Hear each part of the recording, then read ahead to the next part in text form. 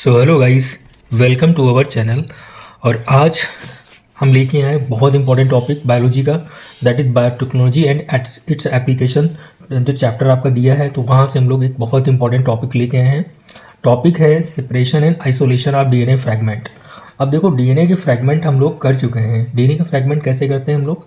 With the help of restriction enzyme. दो type के restriction enzyme पढ़े होंगे आप लोगों ने, एंडोन्यूक्लियस एंड एक्सोन्यूक्लियस। तो उस पर हम लोग बात नहीं करेंगे, उसके लिए हम एक स्पेशल वीडियो बना देंगे आपको। अभी हम लोग यहाँ पे उसका सेपरेशन करेंगे। सेपरेशन का मतलब अलग करना है फ्रैगमेंट्स को, और बाद में उन फ्रैगमेंट को अलग करके हमको उसको आइसोलेट करना है। समझ रहे हो? सेपरेशन का मतलब समझ रहे हो? अलग अलग करना। और आइसोलेशन का मतलब निकाल लेना। ठीक है, कैसे करेंगे वो हम लोग प्रोसीजर यहाँ पे देख रहे हैं। तो देखो, यहाँ पे लिखा है, लाइन पढ़ते हैं एनसीईआरटी की। The cutting of DNA by restriction endonuclease result in the fragment of DNA. अभी हम लोगों ने बात की, जो रेस्ट्रिक्शन एंजाइम होते हैं सॉरी, उससे जब हम लोग डीएनए की कटिंग कर देते हैं तो उसके फ्रैगमेंट हमें मिलते हैं। These fragment can be separated by a technique known as gel electrophoresis. Direct question पूछेगा कि सेपरेशन करना होता है हमको जो हमारे फ्रैगमेंट कटे हैं। अब देखो, फ्रैगमेंट कटे होंगे तो नो डाउट उसमें कोई छोटा होगा, ठीक है, कोई बड़ा फ्रेगमेंट होगा, कोई बहुत ही छोटा फ्रेगमेंट होगा। ऐसे फ्रेगमेंट होंगे तो उनको हमको सेपरेट करना है। ठीक है, तो वो जो टेक्निक होती है सेपरेशन की उन फ्रैगमेंट्स को, तो वो हम लोग बोलते हैं जेल इलेक्ट्रोफोरेसिस। अभी हम लोग पूरी टेक्निक प्रोसीजर पूरा समझेंगे अच्छे तरीके से, तो आप लोग पूरा पेसेंस बना के रखना। और हाँ, अगर जो आपको ये टॉपिक समझ में आया हो और आपको टॉपिक अच्छा लगा हो तो प्लीज़ चैनल को सब्सक्राइब जरूर कर देना। देन इसके बाद में हम लोग यहाँ पे जो प्रोसीजर अपनाते हैं, since DNA fragment are negatively charge, ध्यान देना, डीएनए जो है नेगेटिवली चार्ज होता है। They can be separated by forcing them to move toward the anode. Anode कैसा होता है? पॉजिटिव होता है। एनोड पॉजिटिव इलेक्ट्रोड होता है। तो इनको हम लोग क्या करते हैं, नेगेटिव से पॉजिटिव की तरफ इलेक्ट्रिक फील्ड की मदद से एक मीडियम के थ्रू इनको हम लोग सेपरेट करते हैं, मूव करवाते हैं टूवर्ड्स द एनोड। क्या क्या? इलेक्ट्रिक फील्ड, और वहाँ पे एक मीडियम होता है मैट्रिक्स, ठीक है, या मीडियम या मैट्रिक्स वहाँ पे होता है, तो उसकी मदद से इनको हम लोग सेपरेट करवाते हैं। Now it is the most commonly used matrix is agarose which is natural polymer extracted from the seaweed. Seaweed guys एक ब्राउन एल्गी होता है, लेमिनेरिया। आप लोगों ने बहुत अच्छे से पढ़ा होगा क्लास 11 की एनसीईआरटी में, तो इसको यहाँ से हम लोग कनेक्ट भी कर सकते हैं।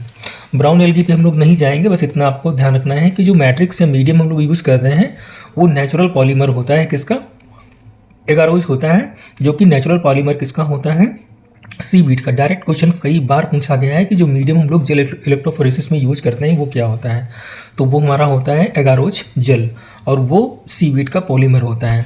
The DNA fragment separate resolve according to their size. अब देखो, यहाँ पे लिखा है कि जो डीएनए फ्रैगमेंट होता है वो साइज के अकॉर्डिंग सेपरेट होते हैं या रिजॉल्व होते हैं through sieving effect provided by the agarose gel, यानी मैट्रिक्स। जो हमारा सीवीड होता है, जो हमारा एगारोस जेल होता है, ये क्या करता है? सीविंग इफेक्ट, सीविंग का मतलब छलनी, ठीक है, छलनी वाला इफेक्ट यहाँ पे प्रोवाइड करवाता है। ये ध्यान देना आपको अच्छे तरीके से। अब उसी के हिसाब से साइज के अकॉर्डिंग वो लोग छन छन के गिरेंगे, फिल्ट्रेशन होगा तो छन छन के गिरेंगे वो लोग।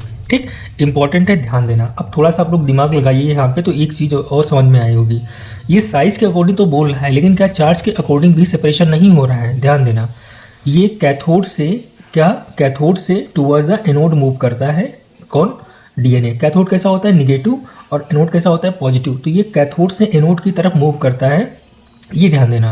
अब चूंकि कैथोड निगेटिव होता है, एनोड पॉजिटिव होता है, तो डीएनए भी कैसा होता है? निगेटिव होता है, तो ये रिपल्सन यहाँ पे क्रिएट होगा, और रिपल्सन जब क्रिएट होगा तो ये ऑटोमेटिकली एनोड की तरफ मूव करेगा। ध्यान देना अच्छे तरीके से, ठीक है।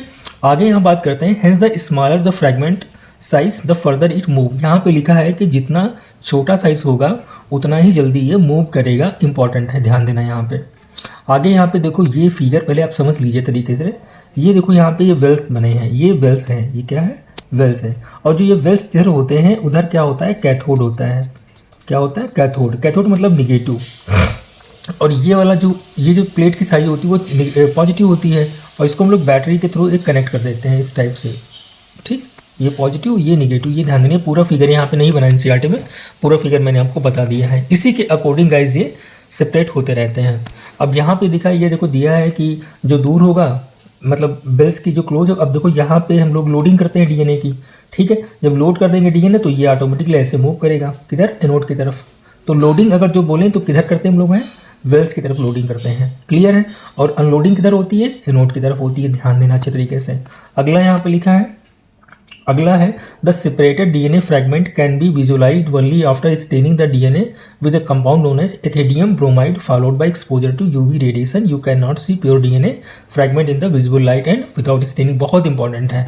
अगर जो आपसे कोई पूछे क्या आप जो डीएनए फ्रैगमेंट होते हैं क्या आप अपनी मतलब आप जो है विजिबल लाइट में इसको देख सकते हैं या बिना स्टेनिंग के देख सकते हैं, तो आंसर होगा बिल्कुल नहीं देख सकते हैं। इसके लिए क्या करना पड़ता है? हमको एक स्पेशल स्टेन करना पड़ता है। किससे? एथिडियम ब्रोमाइड से। ठीक है। और एक्सपोजर किसका देना पड़ता है, मतलब किस लाइट को यूज किया जाता है? यूवी रेडिएशन का। तब जाके हमको ये फ्रैगमेंट दिखाई पड़ते हैं। बहुत बार पूछा गया है, ध्यान देना गाइस। एथिडियम ब्रोमाइड वाला जो टॉपिक पूछा गया है ये बहुत बार पूछा गया है, और यूवी रेडिएशन भी कई बार पूछा गया है। विजिबल लाइट में इसको हम लोग नहीं देख सकते हैं, तो ये टॉपिक ये बहुत बार पूछा गया। ध्यान देना अच्छे तरीके से, छोड़ना मत बिल्कुल भी इस बार के लिए, इंपॉर्टेंट है। You can see the bright orange, हाँ ये टॉप क्वेश्चन भी बहुत बार पूछा गया है। You can see bright orange colored band of DNA in ethidium bromide stained gel exposed to UV light। ठीक है, तो जैसे ही हम लोग एथिडियम ब्रोमाइड स्टेन करेंगे और यूवी लाइट उस पर डालेंगे तो हमें ब्राइट ऑरेंज मतलब लगभग चमकीले नारंगी शेप के हमें क्या मिलेंगे? डीएनए के फ्रैगमेंट मिलेंगे। एक बार ब्राइट ब्लू पूछा गया, ऑप्शन में दिया था, तो वो आंसर गलत था। ब्राइट ऑरेंज ही मार के आना वहाँ पे। ठीक। इसके बाद में जो लाइन है वो अगली लाइन भी बहुत ज़्यादा पूछी गई है। The separated band of DNA are cut out. ध्यान देना, टर्म पे ध्यान देना। द सेपरेटेड डीएनए, अब हम लोगों ने डीएनए को सेपरेट कर दिया है। ठीक है। Band of DNA are cut out from the agarose gel. ठीक। And extracted from the gel piece. This step is known as एल्यूजन।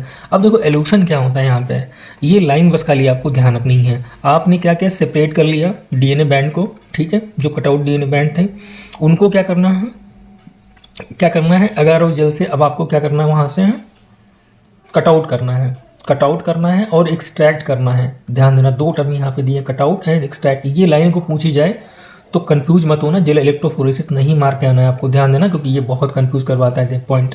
Cutout term use हुआ होगा वहाँ पे और एक्सट्रैक्टेड टर्म यूज हुआ होगा, तो आपको एल्यूशन आंसर मारना है। ध्यान देना अच्छे तरीके से। क्लियर? अगला यहाँ पे जो पॉइंट है, the DNA fragment purified in this way are used in the constructing recombinant DNA by joining them with cloning vector. अब जॉइनिंग करने के लिए जो एंजाइम होता है उसको हम लोग बोलते हैं लाइगेज। ठीक है। लाइगेज की मदद से क्लोनिंग वेक्टर के साथ में इसको हम लोग ज्वाइन कर देते हैं और हम लोग रिकॉम्बिनेंट डीएनए को बना लेते हैं। अब यहाँ पे सब कुछ 1 by 1 सीक्वेंस इन्होंने एनसीईआरटी में बताया है। इसके बाद में जो टॉपिक इन्होंने यूज किया है, ये टॉपिक गाइस है क्लोनिंग वेक्टर